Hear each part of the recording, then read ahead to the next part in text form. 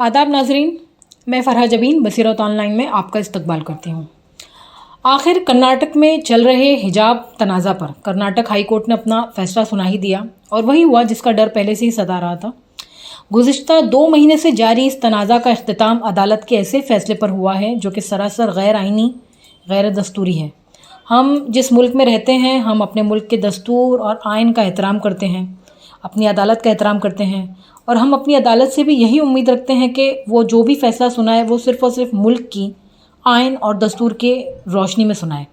किसी मज़हब या किसी धर्म के ग्रंथ और मजहबी आस्था का बहाना बनाकर ऐसे फ़ैसले ना सुनाए जो देश के संविधान, मुल्क के आइन और दस्तूर का खून कर दे, मुल्क की जमहूरियत का गला घोट दे।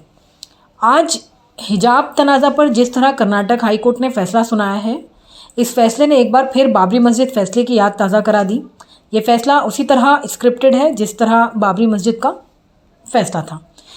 नाज़रीन कराम, मुसलमान इस मुल्क में अपनी पसंद से रहते हैं। मुसलमानों ने इस मुल्क के संविधान, इस मुल्क के आइन और क़ानून को अपने लिए मोहतरम और काबिल कबूल माना है। उन्होंने कभी भी ये नहीं कहा कि आप मुसलमान के मज़हब, शरीयत के मुताबिक फ़ैसला करें। मुसलमान तो सिर्फ़ और सिर्फ मुल्क के कानून की बालादस्ती और उसकी हुक्मरानी चाहते हैं।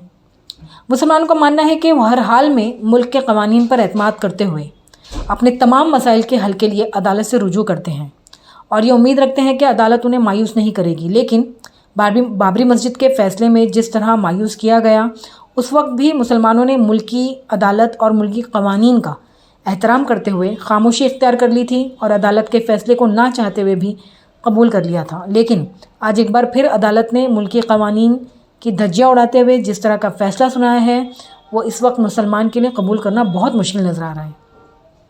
नाज़रीन, आपको याद होगा कि आज से तकरीबन 2.5 महीने कबल यानी साल 2022 के पहले दिन ही उडुपी कर्नाटक में हिजाब तनाज़ा की शुरुआत हुई थी और फिर ये मामला बढ़ते बढ़ते पूरे कर्नाटक में फैल गया और कर्नाटक से बाहर निकलकर मुल्क की दीगर रियासतों में भी इस मामले ने अपना असर दिखाया। मैंने उस वक्त भी अपनी वीडियो में कहा था कि ये पूरा मामला सियासी है, सियासत ने ही इस तनाज़ा को तूल दिया है। इस तनाज़े का ताल्लुक़ खालिस सियासत से है, पॉलिटिक्स से है, मज़हब से कोई लेना देना नहीं है इसका। हिंदुस्तान का संविधान देश के हर शहरी को ये इजाज़त देता है कि वो अपनी पसंद का लिबास पहने। स्कूल, प्री कॉलेज, कॉलेज और यूनिवर्सिटीज़ में यूनिफॉर्म की कुछ हदूद हैं, लेकिन इसमें भी मुख्तलिफ़ धर्म से ताल्लुक़ रखने वाले तलबा को अपनी धार्मिक शनाख्त के साथ आने की इजाज़त है। इससे पहले कभी इस पर किसी किस्म की कोई रोक टोक नहीं की गई, लेकिन कर्नाटक में जिस तरह से हिजाब को इशू बनाया गया, वो एक तरह से पोलराइजेशन की सियासत को हवा देने की ही बात है।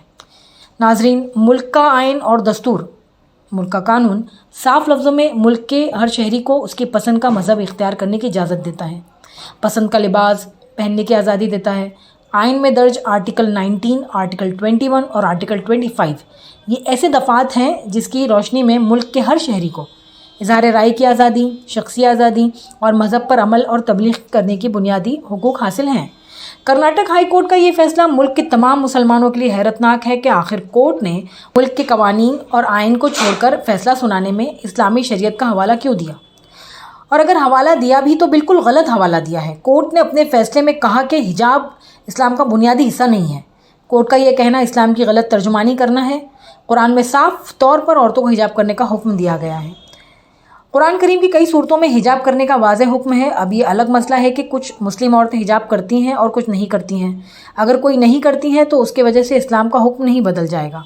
यहाँ पर यही कहा जा सकता है कि जो हिजाब करती हैं वो भी आज़ादी इज़हार राय पर अमल करती हैं और जो नहीं करती हैं वो भी इसी इज़हार राय की आज़ादी पर अमल करती हैं। मुल्क के दस्तूर ने दोनों तरह के लोगों को खुली छूट दी है, लेकिन इसके बावजूद मुसलमानों का कहना यह है कि हमें सिर्फ़ और सिर्फ मुल्क के दस्तूर के मुताबिक फ़ैसला चाहिए। आप शरीयत के मुताबिक फ़ैसला मत दें, जो दस्तूर कहता है उसके मुताबिक ही फ़ैसला करें, यही हमारे लिए काफ़ी है। इस बीच all India Muslim personal law board के जनरल सेक्रेटरी मौलाना खालिद सैफुल्लाह रहमानी ने अपने बयान में कहा कि हिजाब के ताल्लुक से कर्नाटक हाई कोर्ट का बयान अफसोसनाक है।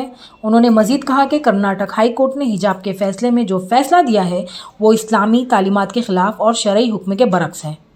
अदालत का ये फ़ैसला दस्तूर की दफ़ा 15 के भी ख़िलाफ़ है, जो मज़हब, नस्ल, ज़ात पात और ज़बान की बुनियाद पर हर किस्म की तफरीक के ख़िलाफ़ है।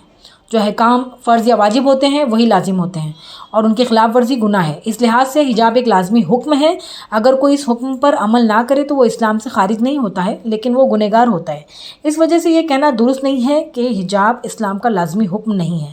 آل انڈیا مجلس اتحاد المسلمین کے صدر اور ممبر آف پارلیمنٹ اسد الدین اویسی نے کہا کہ میں حجاب پر کرناٹک ہائی کورٹ کے فیصلے سے متفق نہیں ہوں اور اختلاف کرنا میرا حق ہے، اور مجھے امید ہے کہ عرضی گزار سپریم کورٹ سے اپیل ضرور کریں گے۔ وہیں معروف سماجی و عملی کارکن محترمہ ڈاکٹر اسما زہرا نے بھی ٹویٹ کر کے عدالت کے فیصلے کو افسوسناک بتایا اور کہا کہ ان طالبات کی حمایت کی جائے جنہوں نے کورٹ میں عرضی دی تھی۔